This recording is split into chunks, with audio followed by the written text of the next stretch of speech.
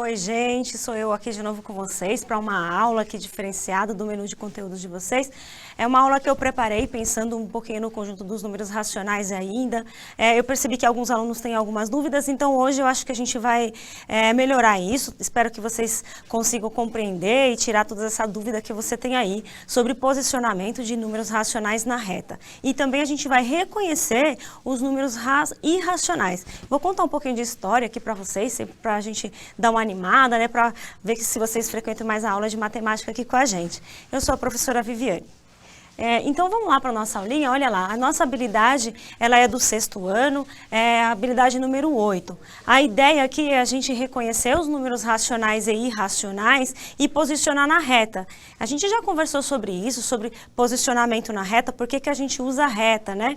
Na verdade, a gente põe a reta porque tem, entre um número e o outro, a gente já conversou, há infinitos números. E alguns a gente consegue calcular, né, que vem do resultado de frações, que são os racionais, e outros a gente não sabe exatamente quem ele é, a gente tem uma leve ideia de quem seja esse número, que é o irracional, mas a gente tem que saber mais ou menos onde ele fica. Então eu vou começar a aulinha retomando aqui um pouquinho sobre conjuntos. Olha lá, a gente inicialmente tem o conjunto dos números naturais, são aqueles números que servem para contar, né, 0, 1, 2, 3, eles são chamados de naturais porque realmente eles são natos, né? São os números que aparecem primeiramente na cabeça da gente. E se a gente quiser colocá-los na reta, eu coloquei ali, né? Vocês podem posicionar, a reta ela é infinita. Por isso que a gente usa, a gente representa infinitos números e eu vou chamar essa reta de reta real. É onde a gente coloca todos os números que a gente conhece até aqui, tá bom? Então, posiciona os números naturais, faz aí sempre com a mesma distância, tá? Entre o 0 e o 1, tem que estar sempre a mesma distância, entre o 1 e o 2 e assim vai. E depois a gente tem os números inteiros. Os números inteiros são os números naturais mais os negativos dos naturais. Então, todos esses formam um conjunto dos números inteiros. Eles surgem da operação de subtração, quando a gente quer fazer uma continha de menos. Por exemplo, né, quando a gente faz 2 menos 1, você consegue achar, né? Você tem 2, tira 1, você fica com 1. Mas quando a gente vai fazer a comutativa, a gente vai fazer o contrário, né? Fazer 1 menos 2, pronto, né? Não dá para aparecer esse número aí lá no natural. Ele não é tão natural assim. Por isso a gente amplia esse conjunto para os números inteiros, para agregar esses números que aparecem aí, que a gente hoje fala de devedor, né? A gente usa muito em extrato bancário, para temperaturas, né, que são muito frias, abaixo do 0. Então aparecem esses números para representar. E aí, à medida que a gente aumenta o número de operações, passa para as divisões, surgem os números racionais. Racional vem da ideia de razão, né, de divisão. Ele, inclusive, é chamado pela letra Q, que é de quociente.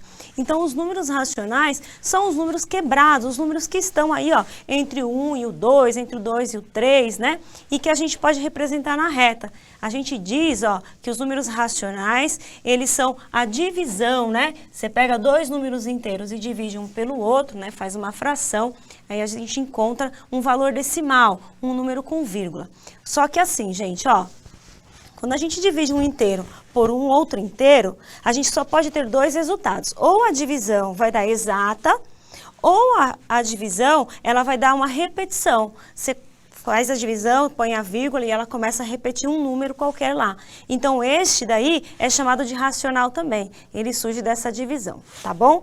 Então, os racionais são resultados das divisões que vêm de dois tipos. Ou ela é exata, ou ela é um número chamado de dízima periódica. Periódica vem de período, de repetição, de coisas que ficam latentes, beleza?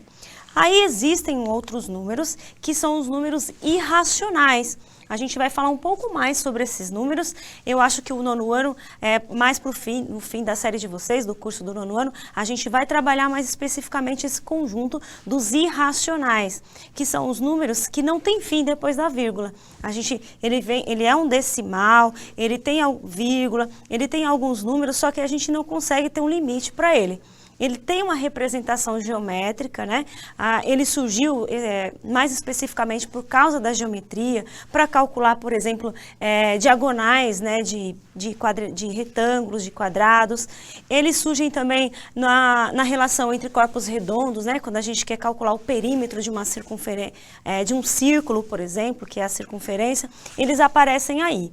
E hoje eu vou contar um pouquinho de um outro número que a gente usa, que aparece, que ele é irracional também, mas daqui a pouco, tá? Então tá aí os números irracionais, a gente escreve como infinitos, ó, eles são infinitos depois da vírgula, né? E eles não têm período, eles não têm repetição, os números são aleatórios. Por exemplo, eu coloquei a raiz quadrada de 2. Os números que você não consegue calcular raiz quadrada, eles são chamados de irracionais. Bom, a nossa primeira atividade, depois que a gente já conhece esses números, né? Nossa primeira atividade é a gente entender como é que a gente escreve uma fração na forma de decimal e vice-versa.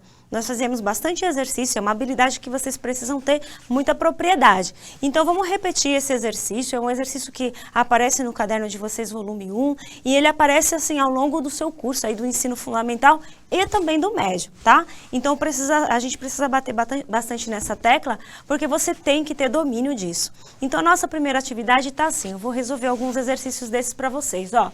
Escreva os decimais são os números com vírgula, na forma fracionária. E as frações que estão aí, a gente vai fazer o contrário, escrever na forma decimal. Então, para escrever na forma decimal, a gente faz o seguinte, ó, conta, coloque o nomezinho, né? Lembra que isso aqui é a unidade. Aí lá no 5º ano você aprende que a vírgula, né? Ela separa o número... Ela separa a unidade dos décimos, né, dos números quebrados, separa o inteiro dos números quebrados. Então, a gente lê esse número assim, ó, sem a vírgula, 42, vou tirar, fazer de conta que a vírgula, que a vírgula não está aqui, e eu vou ler o número primeiro sem a vírgula, que é o 42. E eu vejo a casinha decimal que ele parou, é o décimo. Décimo é o número que vai embaixo na fração. Então, ele vai ficar assim, ó, a gente lê 42 décimos, que é o 42 sem a vírgula, sobre o 10. 10 vem de décimo, tá certo? E a gente aprendeu também que sempre que dá para simplificar um número, a gente simplifica, né? Nesse caso, eu fiz aqui por 2, e aí a metade de 42 é 21, e a metade de 10 é 2. E aí a gente chega na fração reduzida. Por que que a gente faz essas frações mais reduzidas? Se você tivesse um exercício, uma prova, por exemplo, que a resposta é uma fração. Você pode ter N respostas, por exemplo, 42 sobre 10 ou 21 sobre 5, é a mesma coisa. Se você dividir o 42 por 10 ou o 21 por 5, você vai chegar no 4,2. Então, para a gente padronizar, para escrever de uma forma mais simples, para que todos entendam, a gente sempre opta para deixar na fração menor, na fração reduzida, fazendo essas divisões para reduzir, tá certo? Agora o próximo, ó, a gente faz o mesmo exercício, ó, chama aqui o número que está perto da vírgulazinha de unidade, a próxima casinha é o décimo, a segunda casinha é o centésimo. E aí a gente olha para o número sem a vírgula, fala o nome dele. O nome dele aqui, ó, é 352. Qual casinha que ele parou? Parou no centésimo, então é 352 centésimos, é como a gente lê. E a forma que a gente lê corresponde à forma que a gente escreve na fração, ó. Centésimo vem de 100, então 352 sobre 100. De novo, eu percebi, ó, que dá para dividir em cima e embaixo por 2, porque esses números são pares. Eu achei 176 sobre 50. Dividi mais uma vez por 2, olha aí, ó. Dividi por 2 de novo, que deu 88 sobre 25. E aí eu percebi que não dá mais para dividir por ninguém, assim que eu conheço. Então, acabou aí, ficou na forma reduzida. Beleza? Vamos para o próximo. Aqui a gente tem uma fração chamada de número misto, tá? A gente tem uma parte inteira, a gente lê assim, ó, 4 inteiros e 2 terços. Ele é um número misto. Nós vamos tentar escrever esse número na forma decimal. Então, 4 inteiros eu já sei, ó, vou fazer aqui, depois eu coloco para vocês no slide. 4 inteiros, então é um 4, alguma coisa. E aí eu vou transformar esse número na forma de número decimal. E a gente sabe que fração é uma divisão. Então, basta dividir, ó, o 2 por 3. Vamos fazer essa divisão. Olha lá, como que eu faço essa divisão? Vou fazer devagar, eu vejo que alunos, vocês erram com isso, ó. Eu penso assim, o 3 cabe aqui no número 2? O 3 é um pouco maior, né? Olha aqui para mim, ó. O 3 é desse tamanho, né? Isso? E eu quero colocar dentro de um espaço desse. Então, não vai caber. Tá certo? 3 grande para caber num espacinho pequeno. O que você vai ter que fazer? Você vai ter que colocar pedaços do 3 lá dentro. Você vai ter que quebrar o 3. Então, você avisa lá na sua divisão, ó. Ele não cabe nenhuma vez, se representa com 0. O 3 não cabe no 2.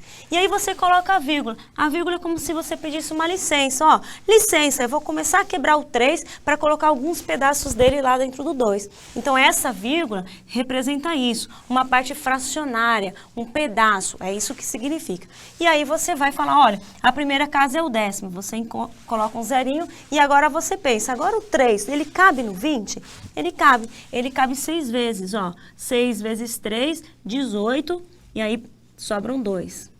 Bom, esta forma decimal, se você quiser continuar dividindo, basta você colocar o 0.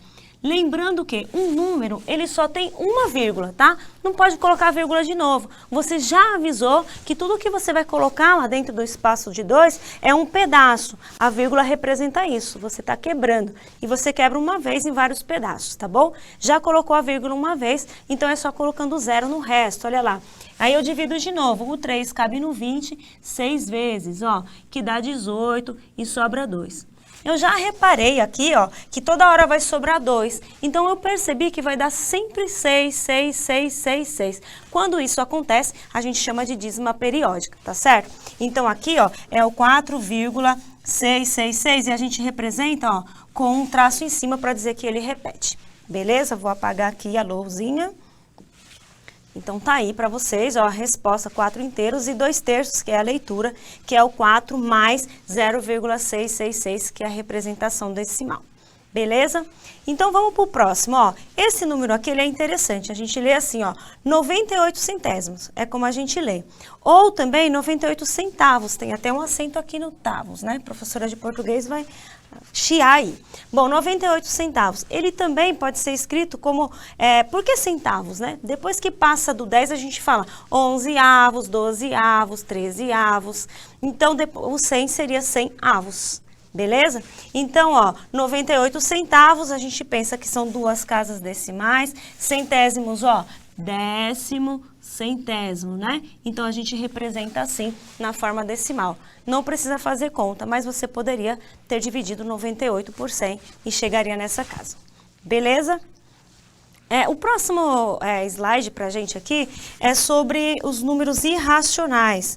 Eu vou contar para vocês um pouquinho sobre os números irracionais. O exercício que vai vir daqui a pouco é para você posicionar os números irracionais na reta. Então, os irracionais, eles surgem das operações de raízes que você não conhece. Então, como eu gosto de fazer? Eu vou pensar assim, ó. Raiz quadrada de 0 é 0. Porque 0 vezes 0, né? O 0 ao quadrado dá o 0. Raiz quadrada de 1 é 1. Porque 1 vezes 1 dá 1. Raiz quadrada de 2, pronto. Eu não sei, não tem nenhum número que eu faço vezes ele mesmo que tenha raiz de 2. Isso acontece para o raiz de 3 também, ó. Não tem um número que eu faço ele vezes ele que dá raiz de 3 aí nos números racionais. Então, ele não tem, ele é um número irracional. Ó, raiz quadrada de 4. Raiz quadrada de 4 é o 2, porque 2 vezes 2 chega no 4. É sempre essa pergunta, né? Quem vezes ele mesmo chega no 4? Bom, então o que eu posso concluir? Que a raiz de 2 e a raiz de 3 está entre o 1 e o 2, né? Que a gente colocou aqui. Ó, raiz de 5 também não tem, raiz de 6 também não tem, de 7, de 8, ó. O próximo número que eu conheço é a raiz de 9, que vai dar o 3, né? 3 vezes 3, 9. Então, para fazer o próximo exercício, você vai usar essa ideia aí, ó, de posicionar as raízes. Veja, então a raiz quadrada de 3, a gente viu, ó, o que eu fiz? Coloquei as raízes aí, né? E achei que a raiz quadrada de 3 está lá, ó, entre a raiz de 1 e de 4. Você pode fazer assim. Olha a raiz quadrada de 12. A raiz quadrada de 12, ela está entre a raiz de 9 e a raiz de 16. Então, ela está entre o 3 e o 4. Eu posicionei lá na reta, ó. E esse número aqui é um número bem conhecido aí no cálculo das populações, ele é irracional também, ó. Ele não tem fim depois da vírgula. Então, ele é um 2 inteiros, né? E uma parte especial aqui, né? Que não chega no 3. Então, ele está entre o 2 e o 3. Ele é chamado de número de Euler, tá? É um número exponencial aí que aparece nos cálculos aí, tá certo? Então, a aula de hoje é isso. Muito obrigada pela audiência de vocês. Eu espero que vocês consigam retomar. E aí vai ficar o QR Code para vocês avaliarem nossa aula, falar para a gente o que vocês gostaram e o que vocês querem mais, tá certo? Muito obrigada e até a próxima.